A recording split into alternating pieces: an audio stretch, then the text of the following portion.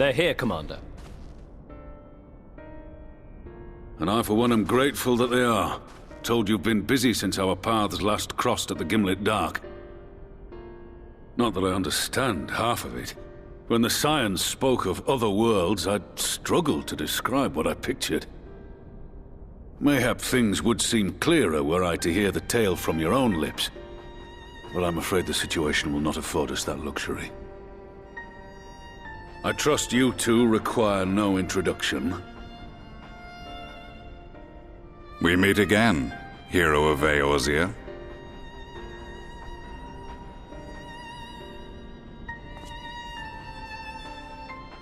Must we repeat this ridiculous display?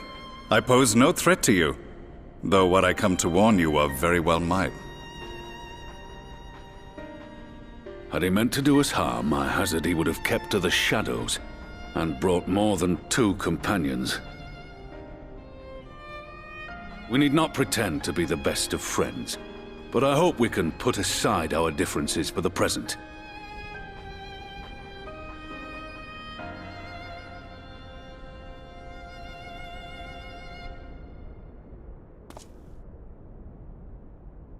As you are doubtless aware, Sir Estinian and I cooperated to rid the world of Black Rose in your absence. Our journey together took us as far as the Imperial Palace, where we witnessed Emperor Varus meet his death at Xenos' hand. Being the sole witnesses to this crime, and in no position to defend our innocence, we were then forced to flee, each pursuing his own avenue of escape. When we were later reunited, Estinian claimed to have encountered an unfamiliar kind of machina during his flight, but to me his description seemed anything but, and upon further investigation I found that I was right.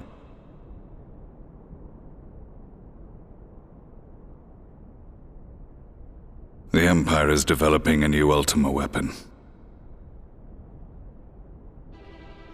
What, that Allagan monstrosity, created to vanquish primals, with which you yourself once thought to conquer Eorzea? The same.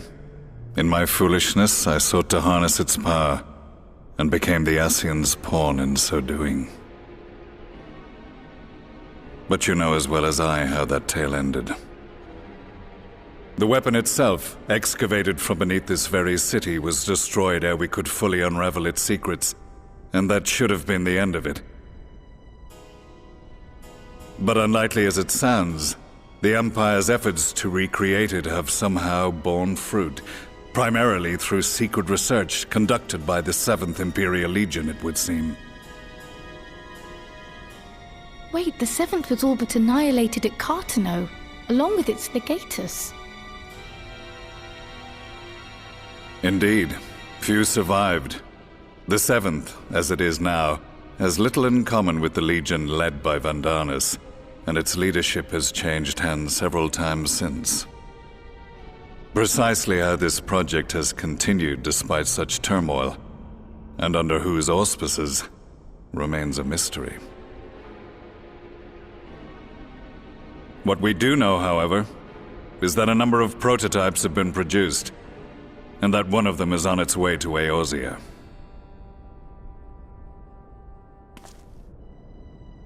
We attempted to stop it, but it was all we could do to slow its progress, so we resolved instead to bring you warning.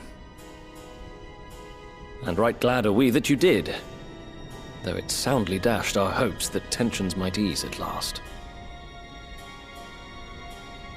As it is, we've begun to strengthen our presence in the Gimlet Dark, and are assembling a force to meet the coming threat. A force with you in its vanguard, I hope. Before you say anything, I know full well you have pressing concerns of your own. Your comrades remain in peril, and I would not ask you to forsake them. But the fact remains that you, and you alone, have faced the Ultima Weapon, and emerged victorious. We need you. And so, when the time comes, if your comrades can spare you, I bid you lend us your strength. I've assigned an officer to await your word.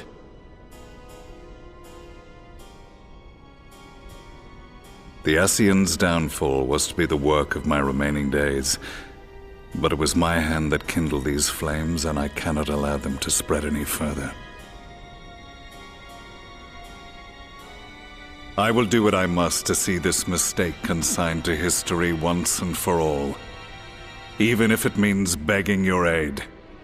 The fates will enjoy the irony, even as I endure the ignominy.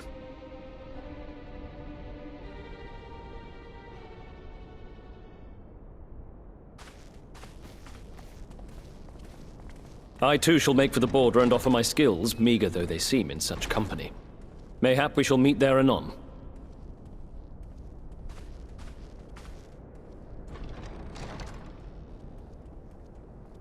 Though we can ill afford to ignore the coming of a new Ultima Weapon, our friend's plight grows ever more precarious, and none save you can join them in the first. I only hope you are not forced to make a choice.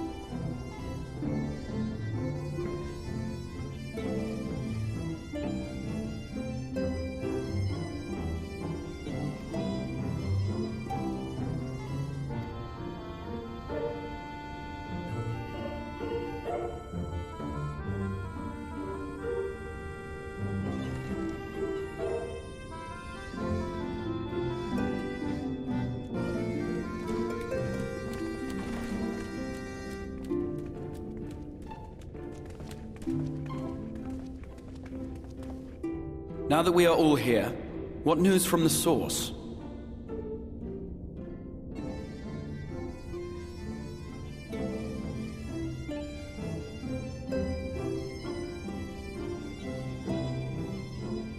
A new Ultima Weapon? We must count ourselves lucky that Gaius has pledged his assistance. While this is indeed a worrying development, I think the state of the Empire as a whole greater grounds for concern. With the Emperor slain and Xenos returned, it is impossible to predict how matters will unfold in Garlemald. The Ultima Weapon may be but the first of many unpleasant surprises. The situation beareth closer observation, of that there is no doubt, and doth compound our need to return unto the source.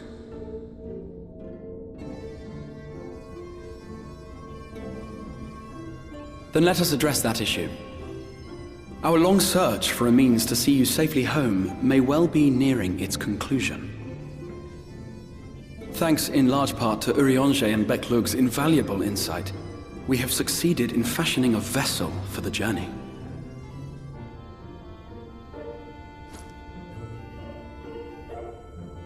We set out to create a crystalline container retaining the more useful properties of white aurosite, but without its regrettable limitations. And after a good deal of trial and error, we made one. An arc for soul and mind both that will allow your incorporeal self in its entirety to be ferried between worlds. A spirit vessel, if you will. However...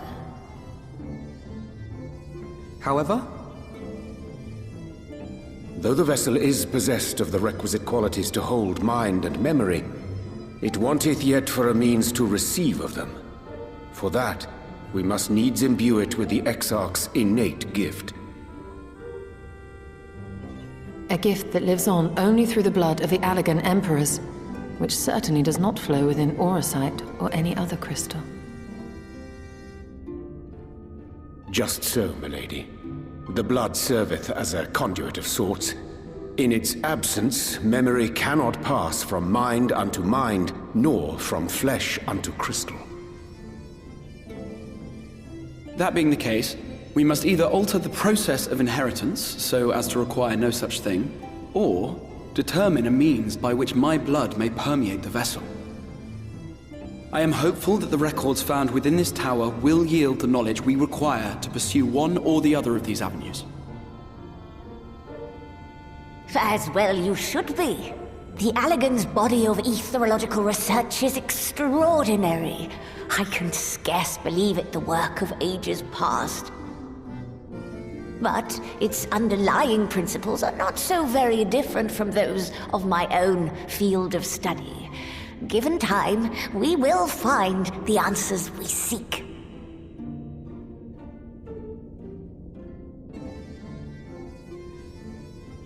I know that you can ill afford to wait, and it pains me that I must ask you to do so.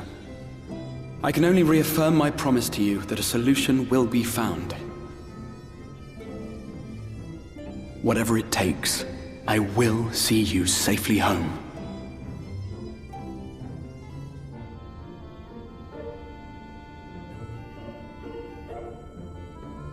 My apologies.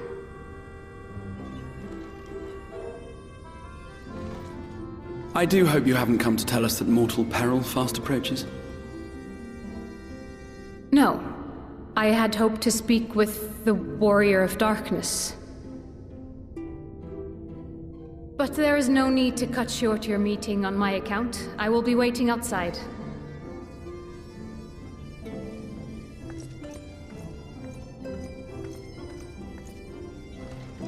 Why not speak in here? She knows I don't mind. Unless she didn't want to. Perhaps I might accompany you.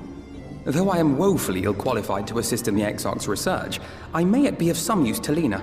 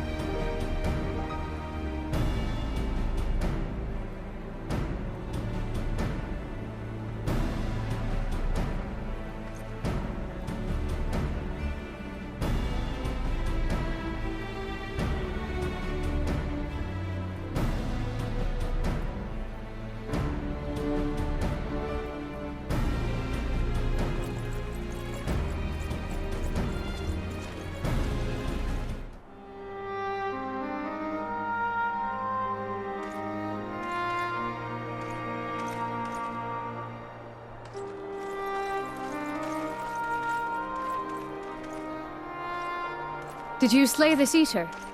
Your orders were to await the main force before engaging. No, Captain. It wasn't us, I swear it. A man came out of nowhere and cut it down before we knew what was happening. By himself? Certainly it is no light warden, but nevertheless. It's true. Felled it with a single swing of his axe, he did. I've never seen anything like it. So I says to him, "Who are you, the warrior of bleeding darkness?" And he says, "No, I'm a warrior of light." And that was it. Buggered off as quick as he came. A warrior of light? Why would someone go around calling himself that, though? It was those bastards who caused the flood. I mean, if you were going to pretend to be anyone, it'd be him, the Warrior of Darkness. Eh? Oh, I didn't know. It's an honor.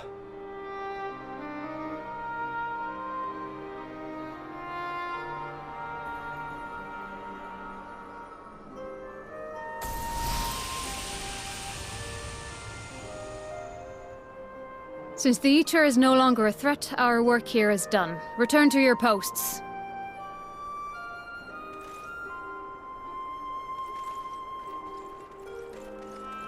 I had hoped to fight at your side today. But I'll continue to follow your example, and may we meet again.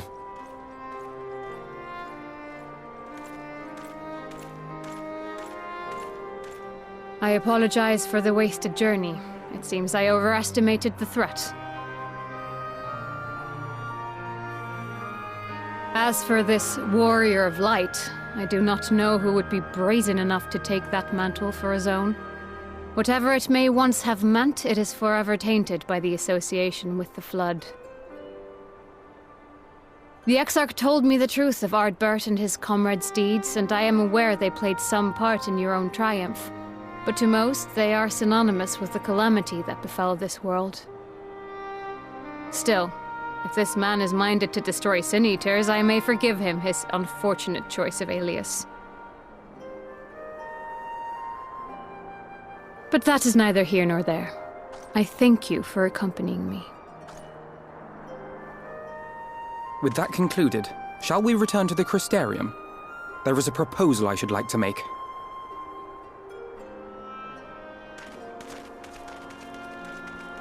Forgive me. There is one more thing. A personal concern of mine. I had hoped you might have a moment to speak privately. Take your time. I shall go on ahead.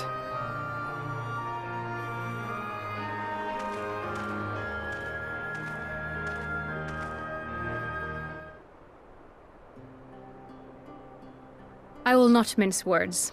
This matter concerns the Exarch. Though his countenance belies his age, his demeanor never has. He has seen more than any man should and grown ever more weary with time. But I see I give the wrong impression. While it is true he attempted to open a letter with a salmon fillet the other evening, we are not here because I suspect his mind is deteriorating. Nor do I believe him to be so maddeningly unconcerned by the prospect of his own death as he once was. Indeed, the opposite is true.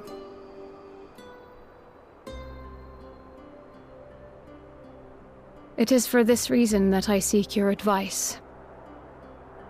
Since he returned from the Tempest, the Exarch is not as he was. He seems a different man. A younger man. I know not the details of his research, but when I saw him at work recently, there was a glint in his eye that I had never seen before. He looked happy. It was as if he had peered into the future and for the first time found joy there. Though it gladdens me to see him thus, I wonder if I should not keep my distance. I fear that my presence will only anchor him to the past. Remind him of all the pain that came before.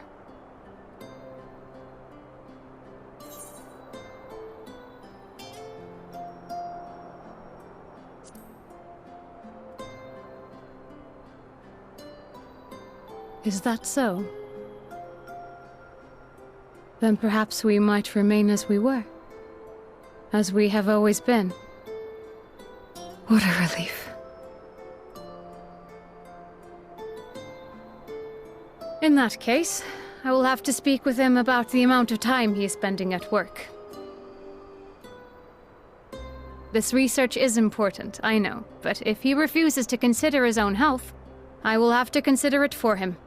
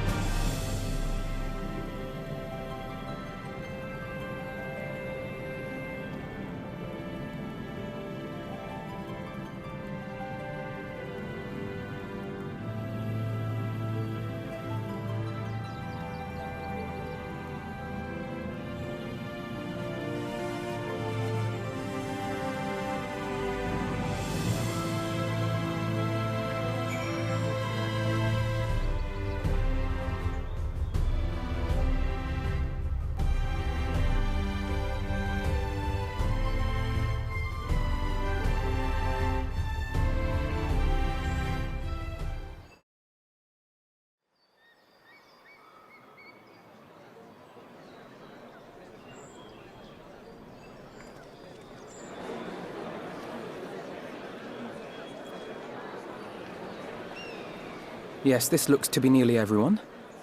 Let us begin, shall we? Though I am usually the first to hold forth at such events, I think on this occasion that honor should fall to you.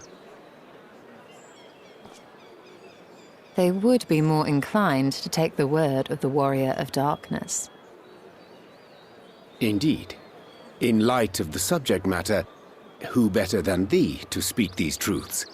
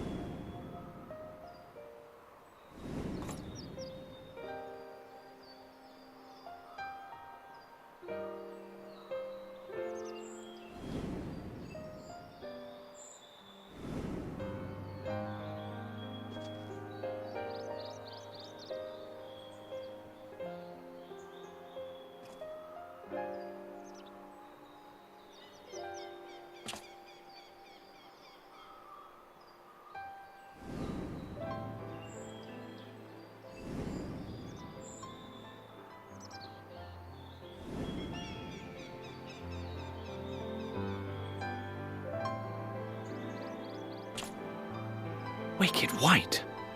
The Warriors of Light did all that? So they never... I mean, they only ever wanted to help. And when everything they'd done turned to ash, they still carried on. They gave everything to stop the flood. First their lives, then their souls. And they managed it too, in the end. They saved us. And we cursed their names.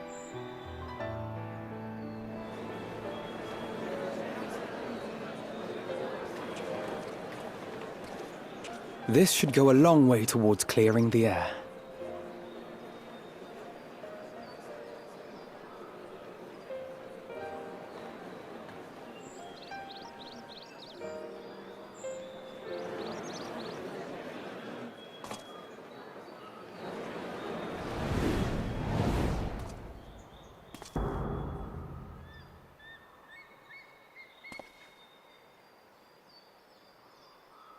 Impossible.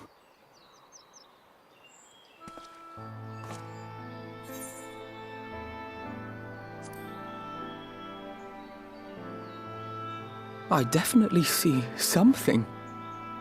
You don't think it's a ghost, do you? Nay.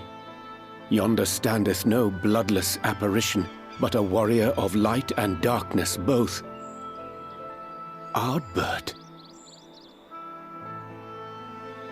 What in the world?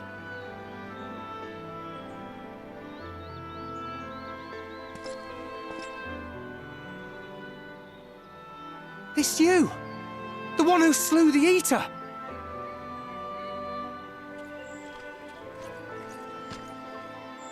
That it should be the Warrior of Darkness who brought the truth to light.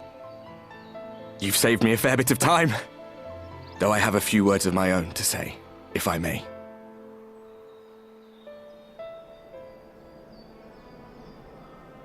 People of the Crystarium! I am Ardbert, one of those you know as a Warrior of Light. That's impossible. You should be dead. Aye, that I should. But as the world has been given new life, so too have I. I know not why I, and I alone, have been gifted this chance. But I do know this. Only by the will of the star itself could such a miracle come to pass.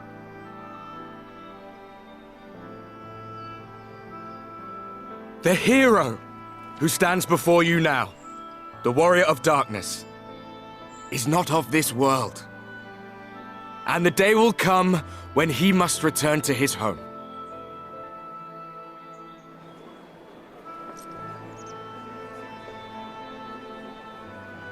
But this land is our home.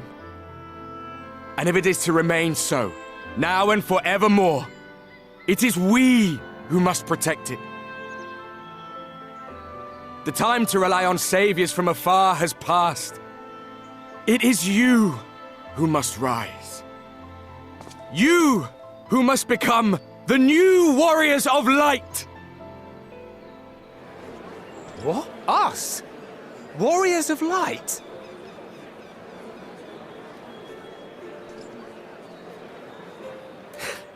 None of us were born heroes, my friend. I was only ever a man with a thirst for adventure. But wherever my journeys took me, I was invariably confronted with the same choice. To lend what aid I could to those in need, or not. And I always chose the former. Any one of you could do the same. All you need is the will to help your fellow man, and the resolve to see it through.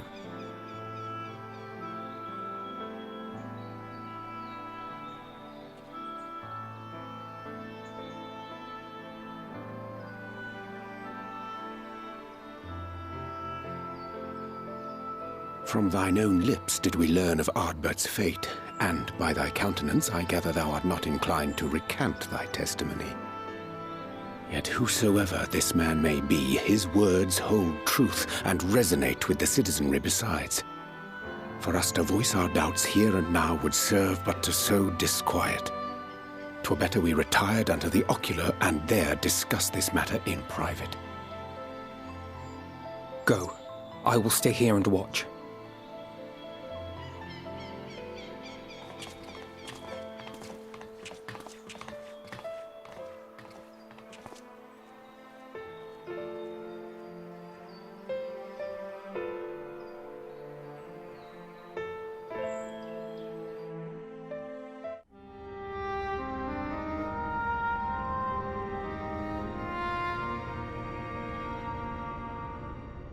So, that is a warrior of light of the first.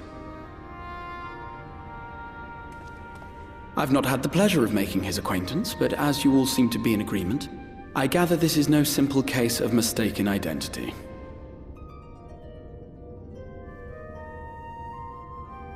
As far as I was able to discern, that was indeed Ardbert. It has been a long time, but not that long. Could he truly have been resurrected as he claims?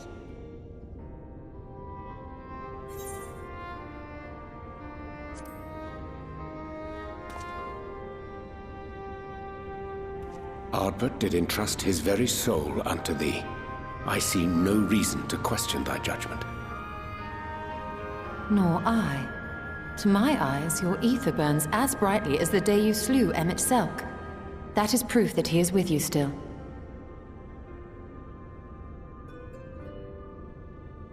Yet that which standeth now before the people is far more than a passing imitation. I am reminded of the cardinal virtues, though a sin-eater he is not. Which leaveth but one plausible explanation. That he is an Ascian.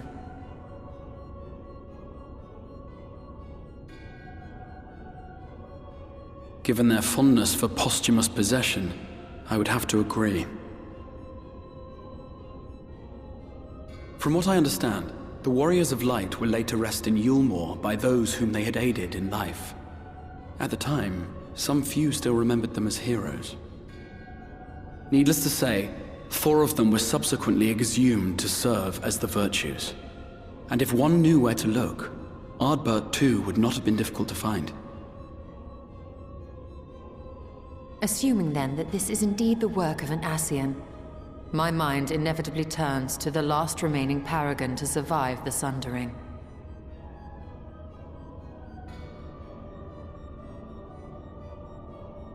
Elidibus.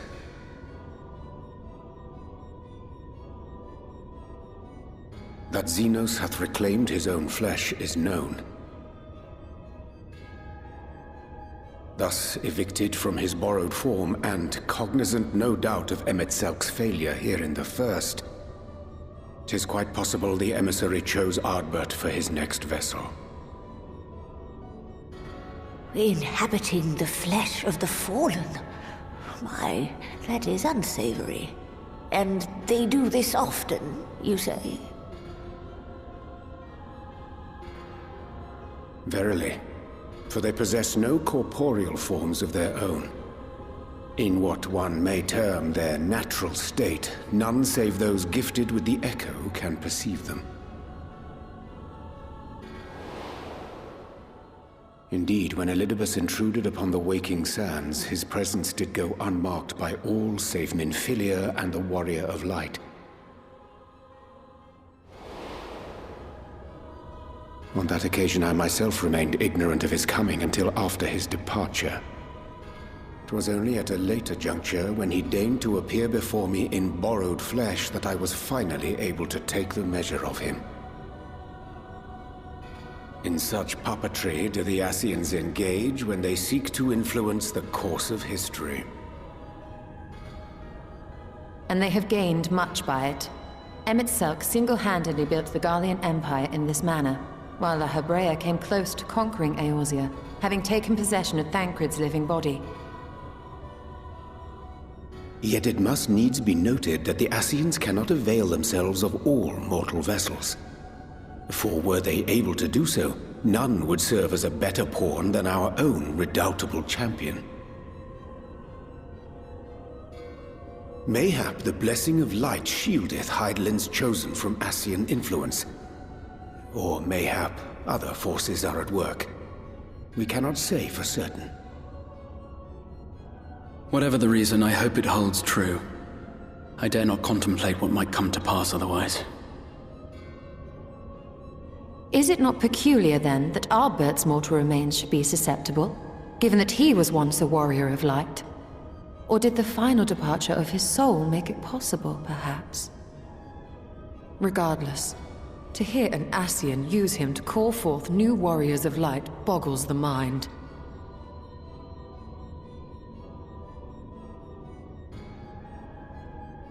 Elidibus hath ever been an enigma, his ostensible purpose being to preserve the balance between light and dark.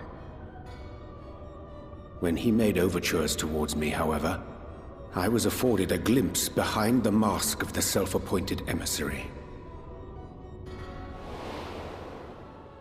I shall not defend mine actions, undertaken in pursuit of a better understanding of our foe as either wise or prudent.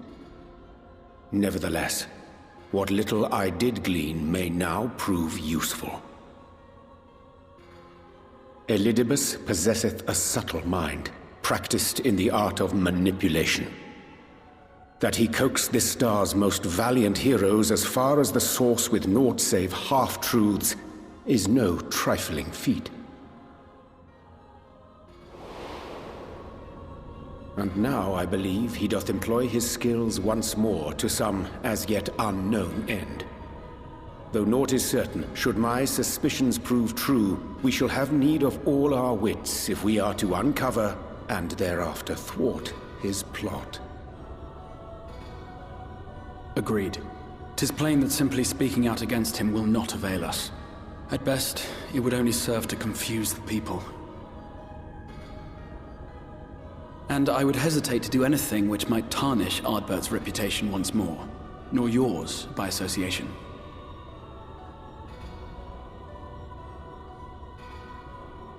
That being the case, it may be wise to keep a covert eye on this Ardbert's movements, as we attempt to discern his purpose and how best to mitigate his influence.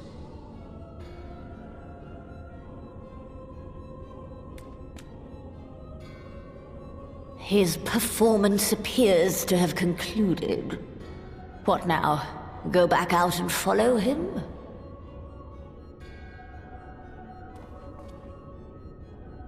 'Twould appear Master Alphino already hath pursuit in mind, and I suspect one pair of eyes shall better serve our cause than half a dozen.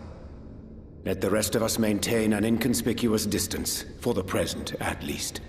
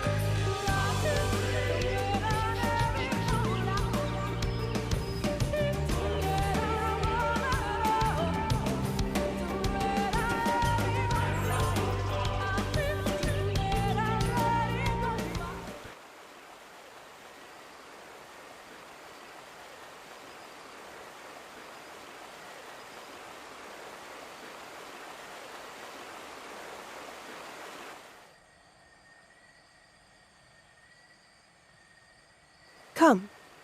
Our new discoveries are to be found this way.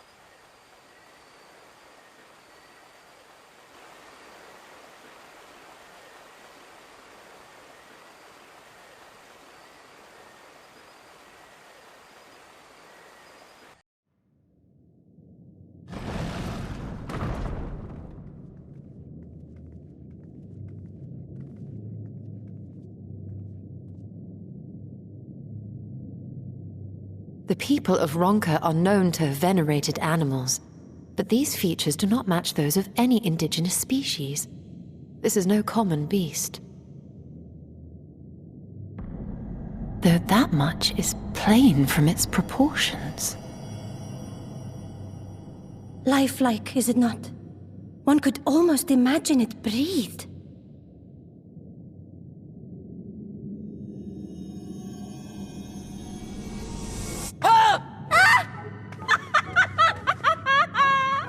Why you... Ugh.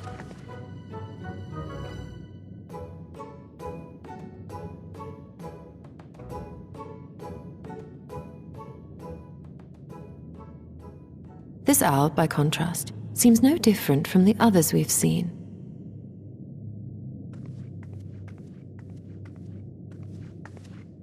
The sealed door lies ahead.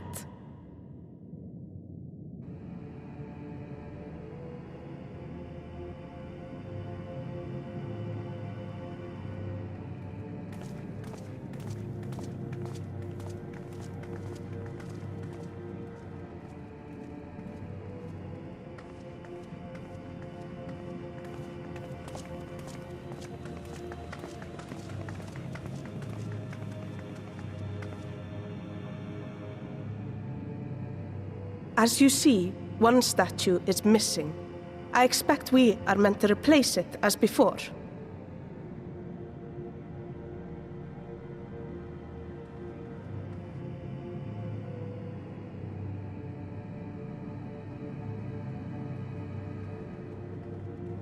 Too simple. There will be some additional defense mechanism.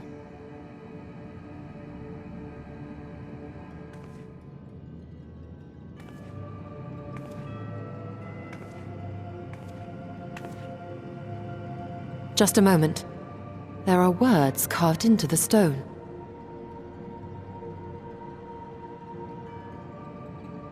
He who would disturb a hero's deserved slumber shall instead waken the beast and know his folly. Wait! Don't!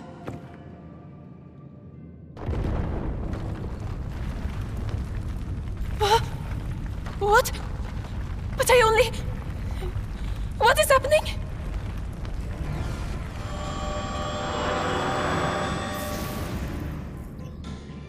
Oh no, oh no, oh no, oh no, it lives! Why am I not surprised? Prepare yourselves.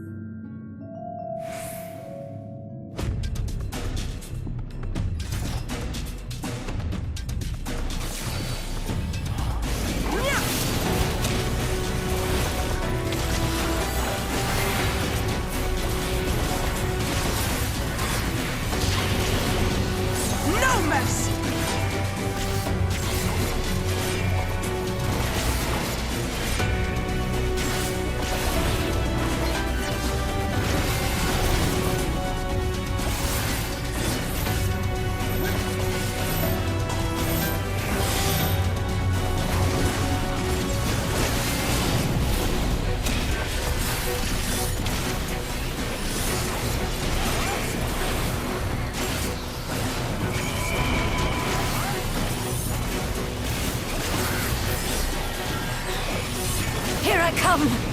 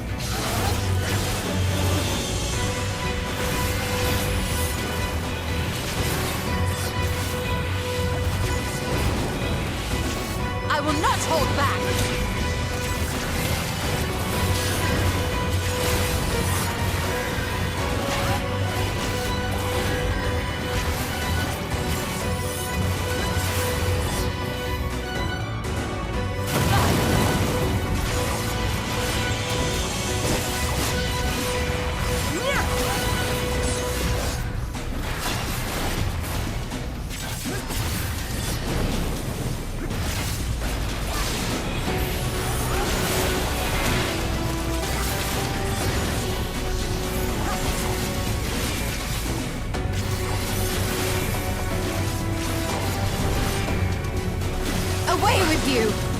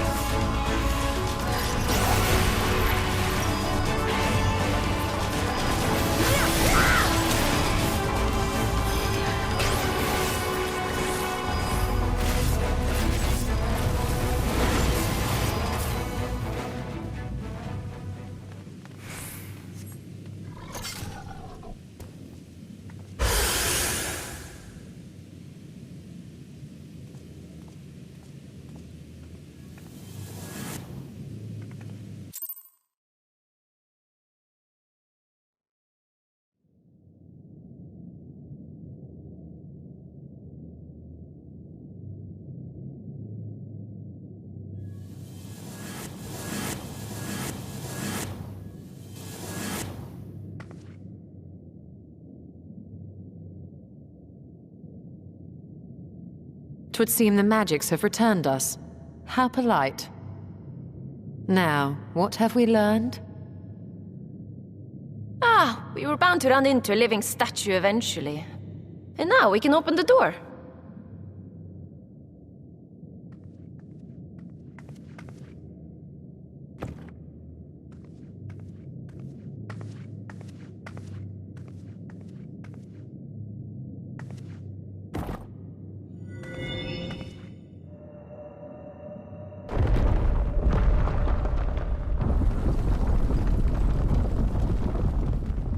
He who would disturb a hero's deserved slumber.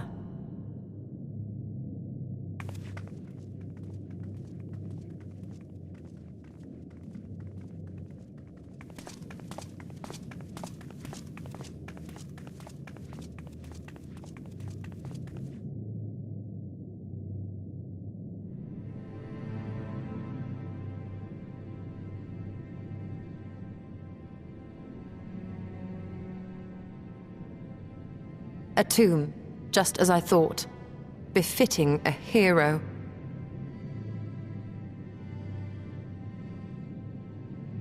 She is Vis. Could it be the Archmage Tiuna?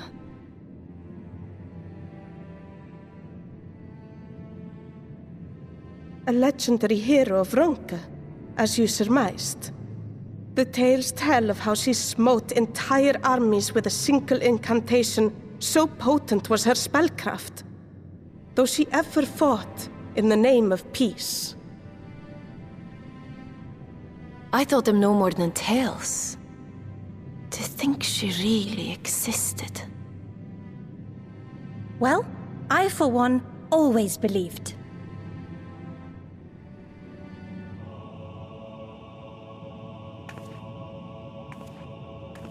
I wonder. By the light of fallen stars, great power awakens. Tiuna was not only a master of spellcraft. It is said she could see truths long lost and hear the voices of men's hearts.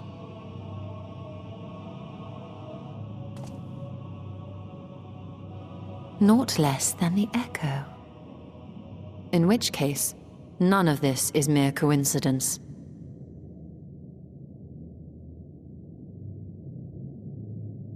A shower of stars setting the sky aflame.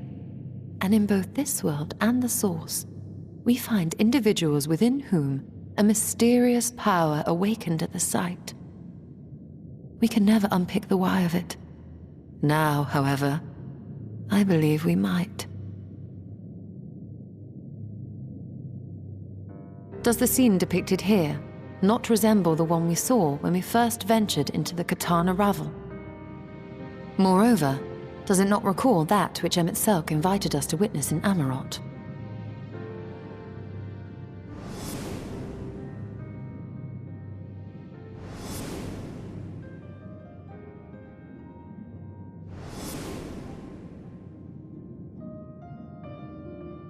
The final days.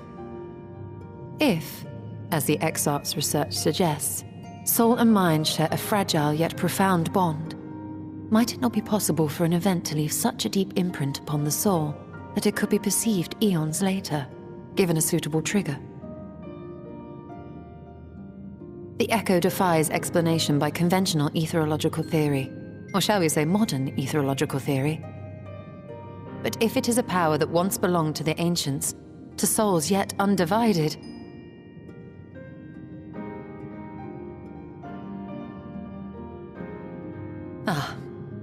it would seem I have entered the realm of pure speculation, and I call myself a scholar. I shall refrain from making any further wild claims until such time as I have evidence.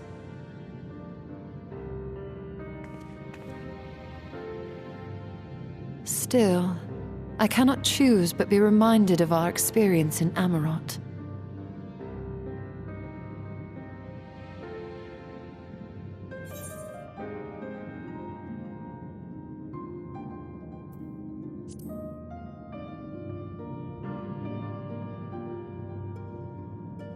Remember us.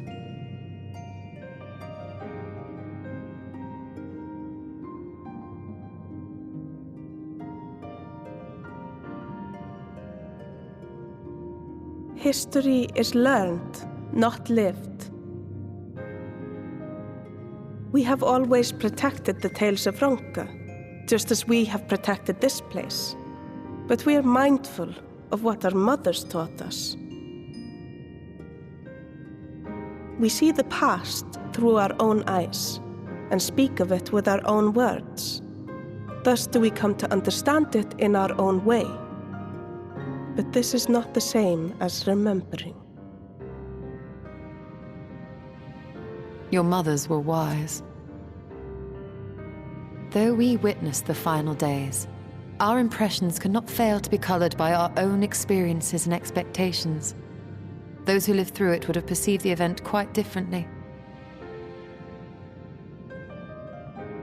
We must bear in mind that it is no simple matter to keep the truth alive, or it will die with Emmett Selk and his kin.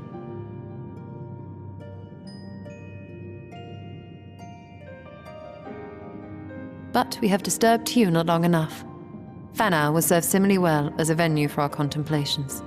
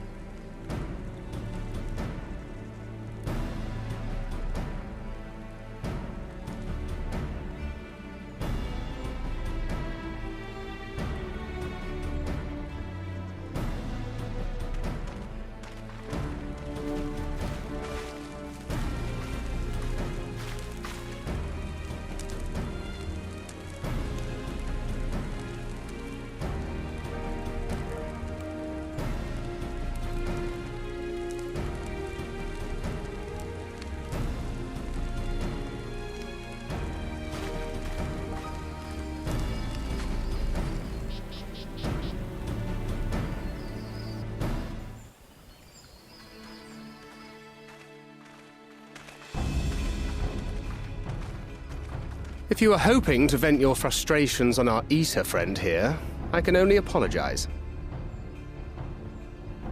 Few as they are now, it took us no time at all to track it down. That suits our purpose perfectly. Now we need only wait for Ardbert to arrive. Weren't you two meant to be attending to the empty? We were indeed, and we've made a certain amount of progress. So we thought we might see how the rest of the world was getting on. From what we can gather, the answer is strangely. Right now, we think we can do more good here. It is heartening to have all present. Indeed. We will be glad of the additional hands should matters escalate. Our quarry has come.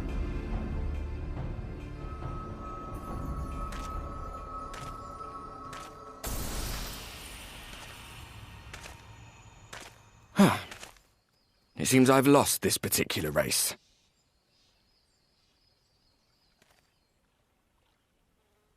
Although I suppose it's only fair. When we first met, it was I who outpaced you.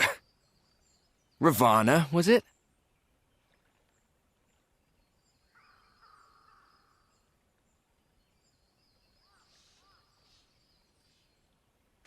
But where are my manners?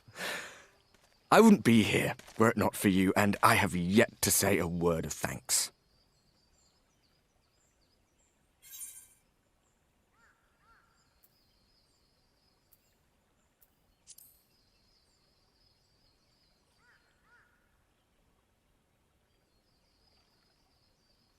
Poor fellow.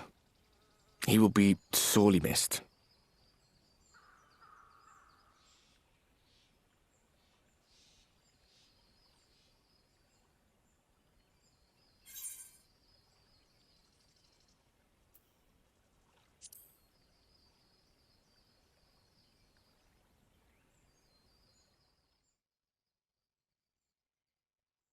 Very well.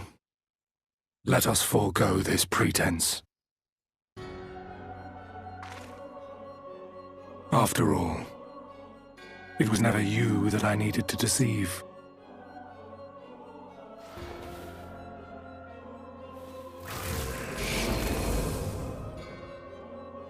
Yes, it is I, Elizabeth. Through your time in Emet-Selk's imitation of our home, I dare say you have gained a better understanding of my role since last we met. Not that it matters.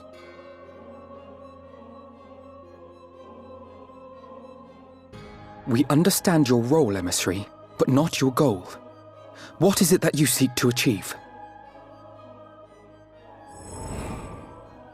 I seek to enact the will of the Convocation, of course. If it helps you to think of me as but another Ascian, no different in nature or purpose from the rest, you are welcome to do so. Once, I would have said your goal was destruction alone. Now I understand that you fight for something you love, just as we do. Yet though we seem doomed to clash, I bid you consider Emet-Selk's final words. Remember that we once lived, he said. Had he not seen some glimmer of hope in our kind, I do not believe he would have spoken thus.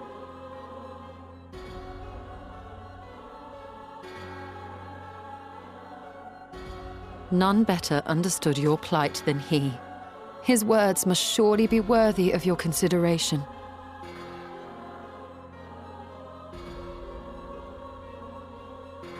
Emet-Selk.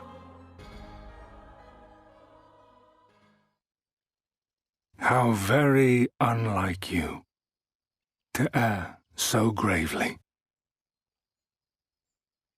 That one should stray at the end of so onerous a path is understandable, but I had thought you above such weakness. Mayhap you thought the same. Would that I had been present to offer correction. But I shall do so now, as is my duty, and return all to its proper course. As for you, look at yourselves. Look at your history. Look back 100 short years to how your greatest warriors were undone. And now, at but a word from me, you raise your hands in answer like the puppets you are. Naught has changed. You fail, and you fail, and you learn nothing. Allow that which is most important to slip through your fumbling fingers like so many grains of sand, again and again and again, and you would remember us. You do forget yourselves.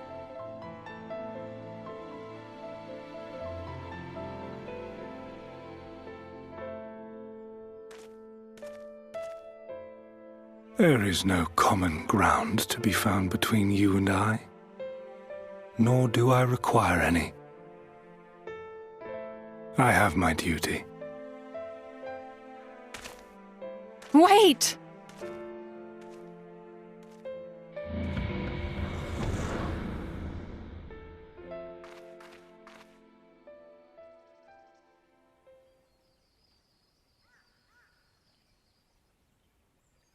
Well, we have confirmed the identity of our foe at least, and 'tis safe to say his objective is the rejoining. But we still have no idea how playing the part of a warrior of light will further his cause, nor why he would spur others to do the same.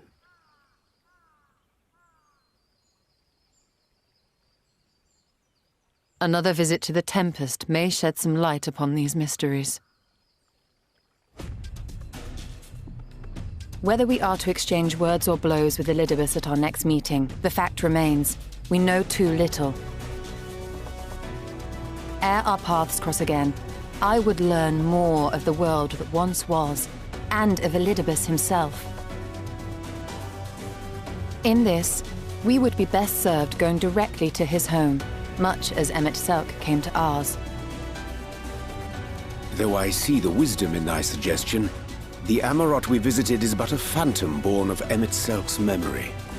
I fear it will teach us little that we do not already know. I quite agree. Yet the ruins of the actual city remain unexplored. Given the vastness of the Tempest, I should not be surprised were there more such structures like to those in which the Ondo reside.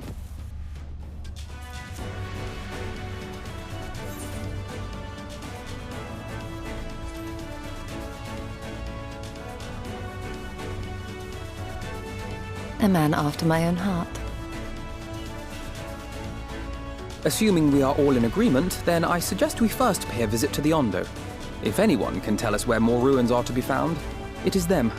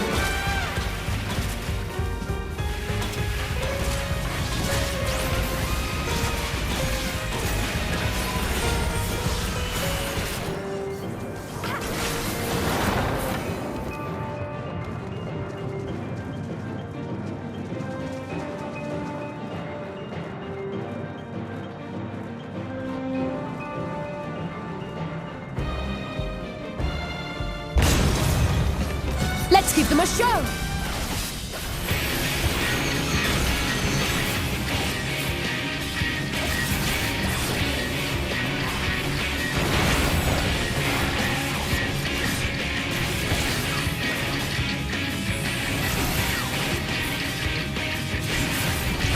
Leave the healing to me.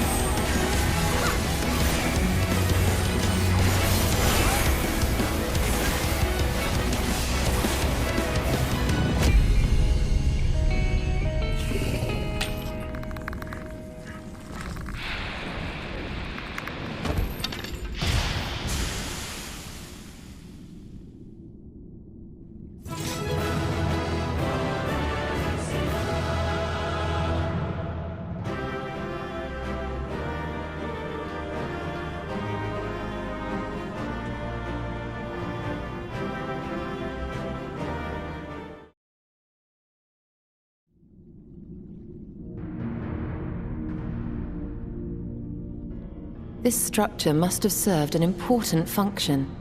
And here are yet more crystals. I too noted the crystal repository on the way. The Benthos seem to employ them in their spellcasting. In such vessels did the ancients preserve concepts, ideal forms to be drawn upon in the act of creation. That so great an abundance should reside here lendeth credence to Ishtola's conclusion. This facility held great significance.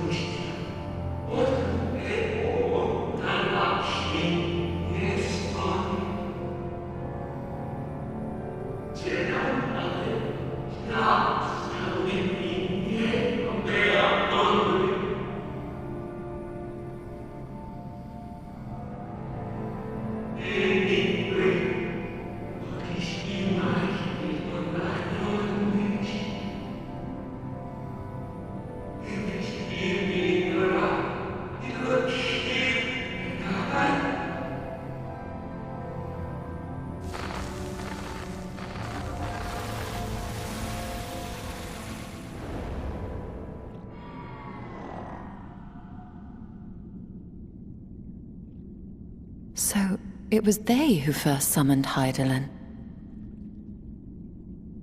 Their discussion did seem to imply as much, yes. I cannot say I have ever heard of this Venar before.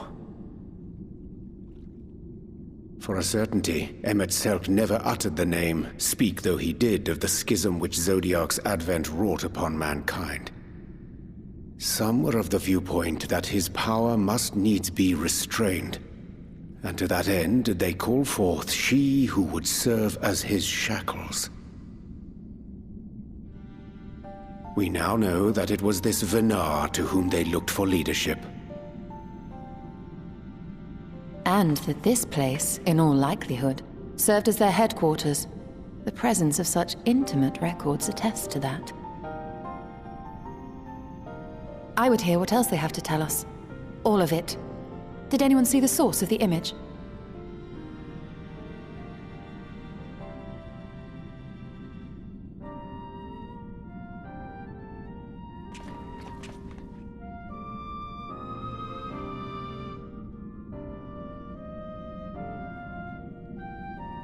The device there?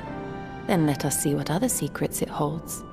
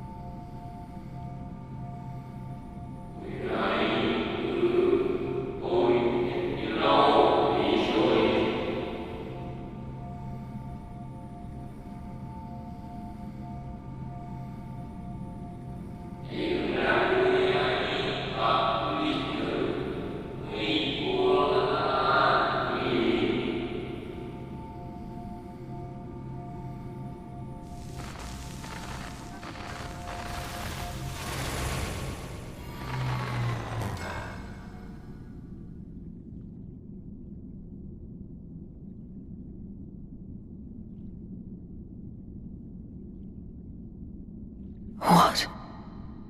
Forgive me, but did that not strongly imply that Elidibus sacrificed himself to become Zodiark's heart?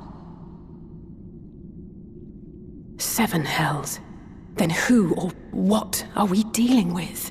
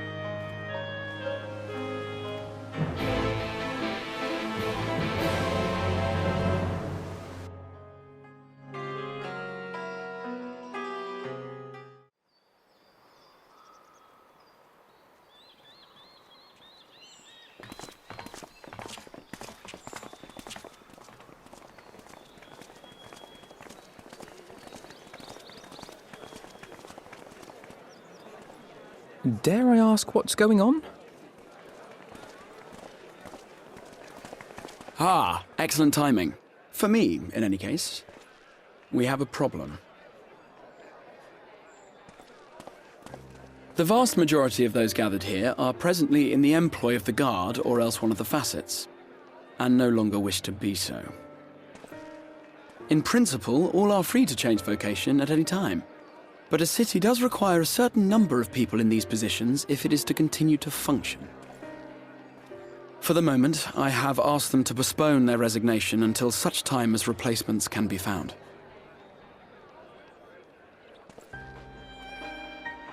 As you may have surmised, we have the Warrior of Light to thank for this. It's you! The Warrior of Darkness!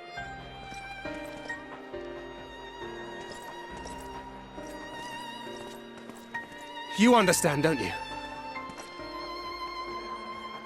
Someone's going to have to look after this place once you're gone. We just want to be ready to do our bit when the time comes. And not only here, but everywhere. Which is why we've got to get out there and lend a hand to those in need. That's what you did, isn't it? Even if it was just little things at the start. You helped people.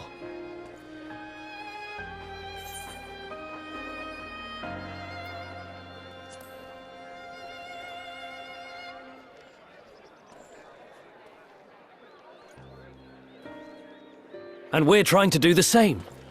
We may have our sky back, but there's no shortage of people who still need help. If we follow in your footsteps, then I choose to believe we too can be heroes one day. Even warriors of light.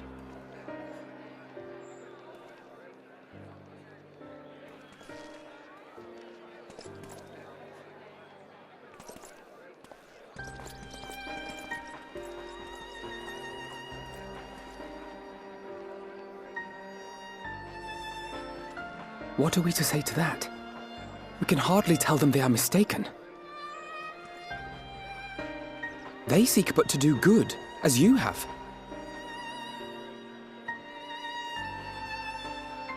But no more can we stand idly by and suffer a paragon's scheme to proceed unchallenged.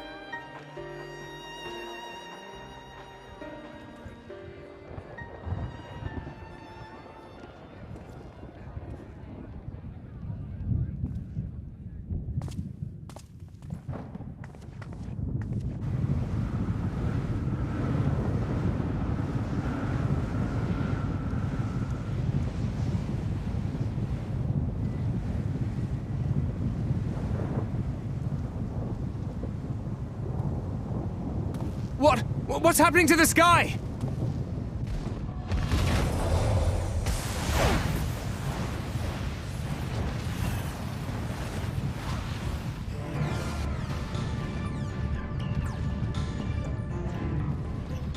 What?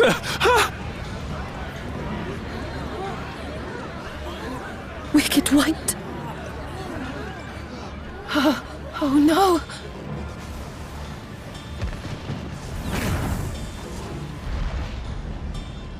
By the 12.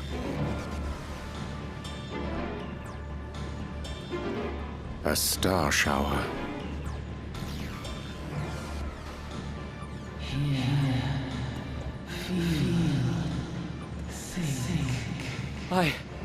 I hear a voice. You and all? Then why does it feel like it's inside my head? Hear? Feel? Think? I hear it. Me too. Did I not tell you, my friends? You are warriors of light!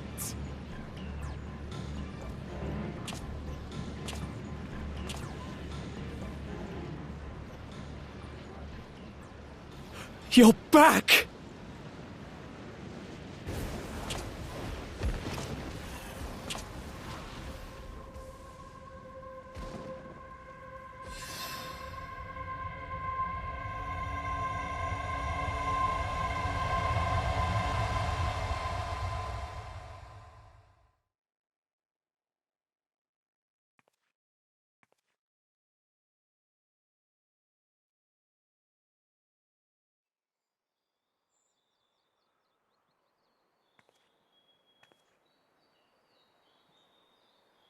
What you hear is the voice of light itself, and it has blessed you with its power. Welcome to the fold! I'm a warrior of light. I've been chosen? Can it be? Me, a hero?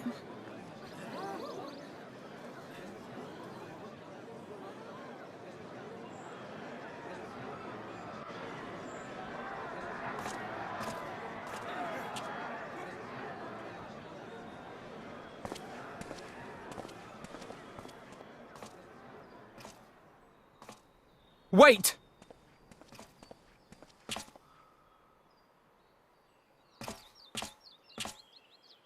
The falling stars, were they your doing? And why do you need warriors of light? What, am I to reveal my plans simply because you asked? Nay, I think not. Though the stars, I acknowledge mine. A convenient illusion, apt to awaken what little is left of the power that once resided in your sundered souls.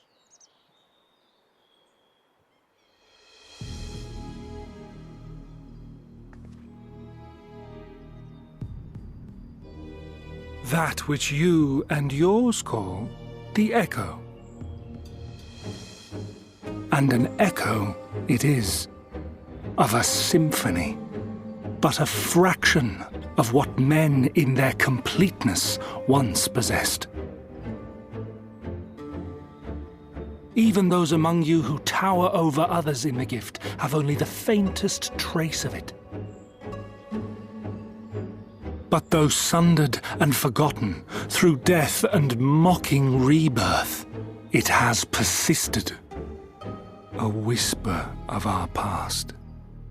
Burned into your very ether, along with the sight of our end. Through the rekindling of memory, I have awoken the ability, just as Heidelin is wont to do when she has need of new minions.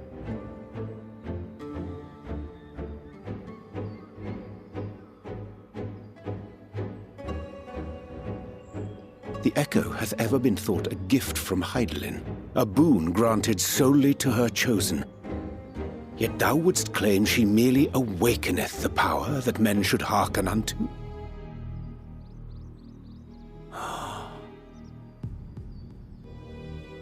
Her voice. Given the perceived simultaneity of her call and the awakening of her chosen's capacity to hear it, it is only natural that we thus attributed the source of the gift.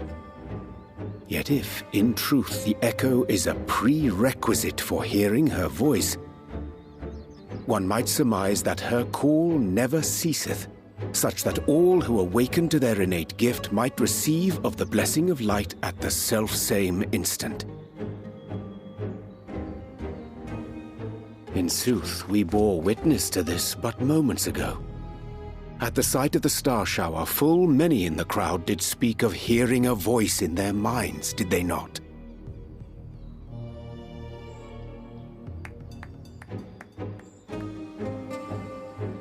Just so. And whenever Heidelin has need of new servants, she is quick to pluck comets from the heavens or create illusions of the same. Why, then, didst thou conjure this vision, full knowing that thine age-old foe would thus claim those awakened to the gift? Foe? You must be mistaken. As you see, I am a warrior of light. And together with my comrades in arms, I shall save the world. Just like you.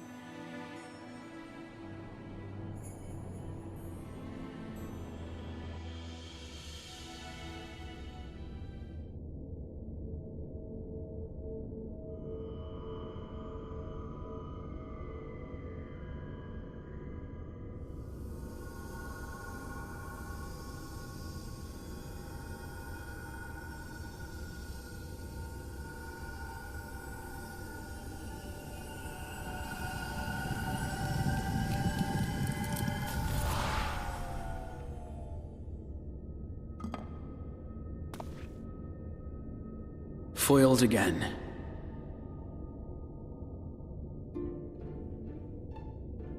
If I cannot imbue the infernal thing with my power via magical means, we may need to devise a way to infuse the vessel with my blood after all.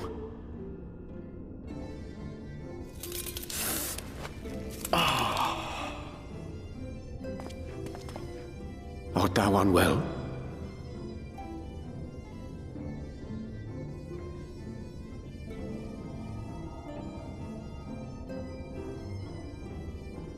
Or perhaps a brief respite? It wouldn't do to overtax yourself.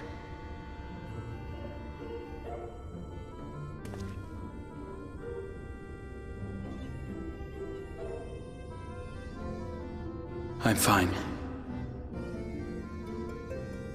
And given to stubbornness, I'm afraid. Especially when I have a stake in the outcome.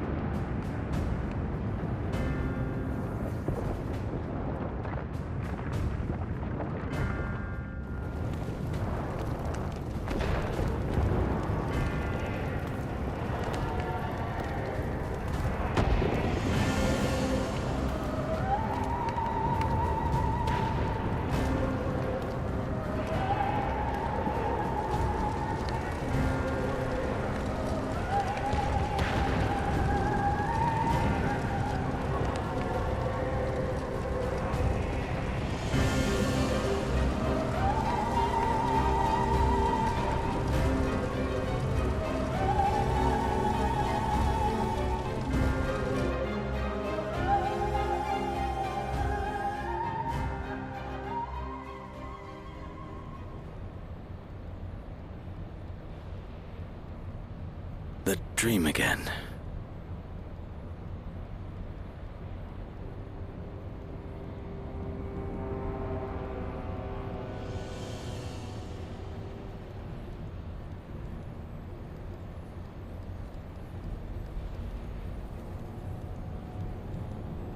A recurring dream? They do so fascinate me. Might I trouble you for the details?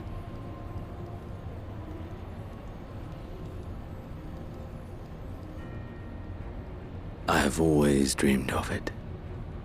Fire falling from the heavens, and the city, nay, the whole world ablaze.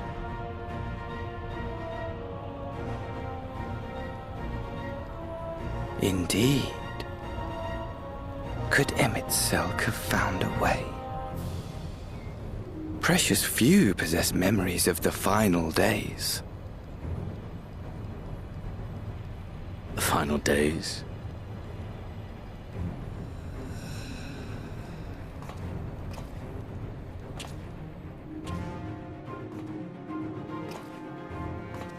Why, yes.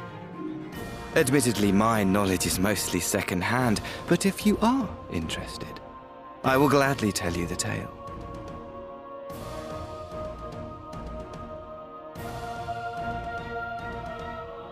The tale of the world's end.